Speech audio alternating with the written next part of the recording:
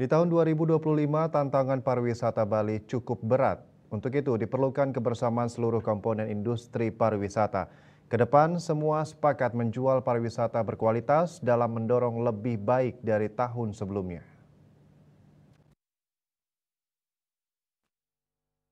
Ketua Asita Provinsi Bali Iputu Winastra ditemui usai Asita Year End Gathering 2024 mengungkapkan tahun depan merupakan tahun yang tidak mudah bagi pariwisata Bali. Dengan kebersamaan seluruh komponen industri pariwisata dari hotel, villa, destinasi pariwisata, dan pemerintah diyakini pariwisata Bali ke depan jauh lebih baik. Di samping itu, semua sepakat bahwa tidak lagi menjual dengan harga murah, namun sepakat untuk mendapat pariwisata yang berkualitas. Asita mendorong pemerintah agar seluruh produk pariwisata mempunyai standar dari kualitas tersebut. Tidak ada lagi tawar-menawar ketika wisatawan datang ke Bali sehingga mereka disuguhkan produk yang terlisensi standar.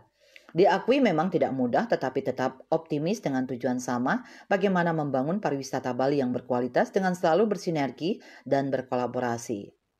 Kita harus bersepakat bahwa Bali ini tidak boleh dijual dengan harga murah. Kita harus bersepakat bahwa produk kita harus berkualitas. Oleh karenanya, kami Asita mendorong kepada pemerintah agar seluruh produk pariwisata ini harus mempunyai standar daripada kualitas tersebut. Cuman menjadi persoalan karena posisi Bali kan sangat strategis. Sedangkan tren sekarang masyarakat dunia memang traveling itu sudah menjadi tren ya. Dan di Bali pun merasakan. Dengan posisi Bali yang sangat strategis, saya yakin Bali masih tetap akan berkembang sebagai destinasi pariwisata. Nah, yang menjadi persoalan adalah apakah pariwisata budaya masih bisa terperan ke depan ataukah beralih ke pariwisata yang lain. Karena sekarang kan mengikuti pasar, keinginan pasar nih. Persoalan-persoalan kita hadapi adalah persoalan eksternal kita, persaingan, promosi luar negeri yang begitu besar-besar. Kita sudah merasa promosi kita besar-besaran di Indonesia khususnya di Bali. Tapi kalau kita bandingkan dengan negara-negara lain, kita masih sangat jauh tertinggal.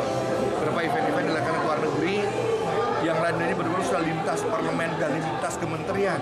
Selain mendukung bagaimana dia maju pariwisatanya, sehingga dia visanya betul-betul luar biasa. Sehingga di Bali masih jalan sendiri-sendiri. Sementara menjawab persaingan akan pengaruh digital, Asita yang banyak bergelut secara offline memiliki strategi bagaimana menampilkan produk-produk yang tidak bisa dijual secara online. Karena Asita lebih tahu apa yang dilakukan Bali sebagai destinasi yang berlatar belakang budaya dan tradisi. Raiswantara, Bali TV.